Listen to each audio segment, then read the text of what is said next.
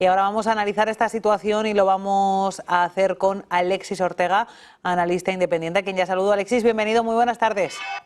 ¿Qué tal, Alma? Muy buenas tardes. Alexis, lo primero de todo, sentimiento de mercado. El de hoy sí parece un día típico de agosto, una jornada de indefinición, de movimientos estrechos. Después de lo que venimos, ya tocaba. Entiendo que los inversores están expectantes y no quieren moverse mucho, ¿no? Sí, yo creo que después de un inicio de mes tan rocambolesco como el que tuvimos, pues prácticamente ahora lo que nos toca es esperar a ver un poco qué fichas va a mover la Reserva Federal, puesto que al inicio de mes, con esa fuerte caída que empezó en Japón y luego se trasladó al resto de mercados, la verdad es que las expectativas de bajada de tipos de interés aumentó tanto en cuantía como en fecha. Y ahora está todo el mundo pensando incluso en que podrían bajar los tipos de interés en Estados Unidos en septiembre, en la reunión de septiembre, e incluso que podría ser de medio punto. Y realmente ahora lo que tenemos que comprobar un poco después de esa apuesta un poco por el mercado es cómo reacciona la Reserva Federal. Si de alguna manera bendice esa previsión o de alguna manera su mensaje viene a decirles es todavía prematuro, planteamos bajada de tipos de interés para este año, tan solo una y que posiblemente pueda ser casi a final de año. Ese es un poco el tema central ahora mismo y habrá que esperar a ver qué nos dice Powell en Jackson Hole a todos estos temas. ¿A qué punto crees que las palabras de Powell puedan decepcionar al mercado? Porque siempre hay mucha expectación y la realidad es que nunca hay mensajes demasiado concretos. Sí, yo creo que ahora mismo los bancos centrales están en modo, vamos a decir, temerosos o más prudentes después de las meteduras de pata del año 2021, cuando infravaloraron todo el efecto inflacionario de sus propias medidas para atajar los problemas económicos de la pandemia, y ahora están un poco intentando recuperar parte de la credibilidad perdida, pues manteniéndose muy duros en torno a la posibilidad de bajada de tipo de interés o de control en cierto modo de la inflación.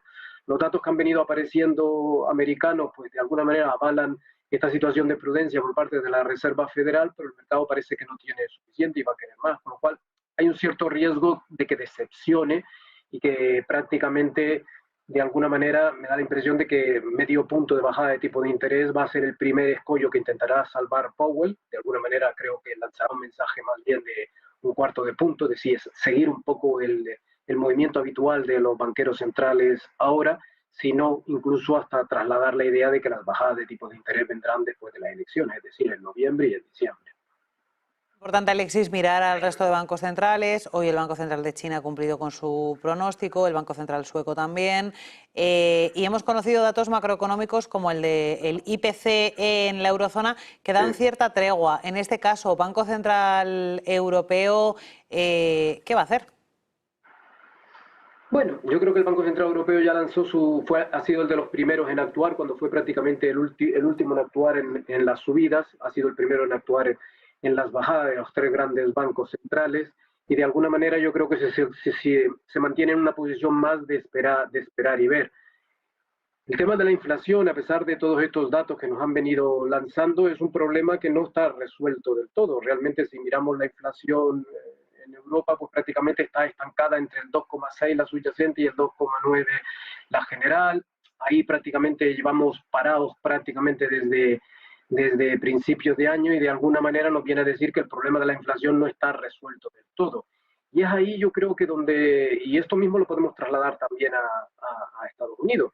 Fíjese, por ejemplo, en el dato de hoy de inflación. Cayó un 0,15 la subyacente, eh, eh, pero ha caído un 0,15 la subyacente en estos 3 últimos años, en donde hemos tenido inflaciones muy malas a nivel general. Incluso antes de la pandemia, las caídas eran alrededor del 0,40 para un mes de julio, con lo cual de alguna manera estamos muy lejos de lo que es el perfil normal y corriente. Fíjese incluso que los errores que hemos cometido en febrero y abril de inflación subyacente en Europa nos ha dado lugar a una inflación del 2,18% acumulada desde enero hasta julio. Y generalmente en un buen año se añade en lo que queda de mes alrededor de un punto, con lo cual de alguna manera vamos a ver cómo tenemos esta segunda mitad del año, pero la subyacente tiene muchas dificultades para situarse por debajo del 2%. Por tanto, si uno se plantea la idea de que no iban a bajar los tipos de interés hasta que la subyacente se pusiera en tasa interanual por debajo del 2%, pues me parece que lo tienen bastante complicado de aquí a final de año, a no ser que tengamos un buen mes de noviembre como tuvimos el año pasado, que fue un año muy bueno y que alentó un poco la idea de bajada de tipos de interés. Pero el mensaje que yo quiero decir es que ni en Estados Unidos ni en Europa la inflación nos está dando lugar a bajadas de tipos de interés. Aún así, en noviembre del año pasado los banqueros centrales se empeñaron en lanzar este mensaje de bajada, el mercado se lo ha creído, nos hemos ido encontrando con la realidad en donde hemos tenido que ir rebajando tanto el mercado como la Reserva Federal las expectativas de tiempo y cuantía de bajada de tipos de interés. Me parece prematuro en estos momentos plantearnos que puedan bajar ahora los tipos de interés tan alegremente como se está planteando. Y luego, si tenemos tiempo y hablamos del oro, yo creo que el mercado del oro nos está hablando en esta dirección. Sí, precisamente ahora vamos a hablar del oro. Si quieres, te tomo la palabra, Alexis. Vamos a ver en tiempo real cómo está cotizando esa onza de oro, que no para de pulverizar sus récords y que hoy, por ejemplo, está subiendo con solidez. Estamos hablando de un metal precioso que se mueve muy poquito, pues está subiendo más de un 1%, 2.566 dólares la onza, zona de máximos históricos. ¿Cómo explicas tú esos movimientos? Tú que eres un gran seguidor del metal precioso, Alexis. Pues básicamente un poco por el mensaje que yo estaba trasladando, por eso lanzaba la idea.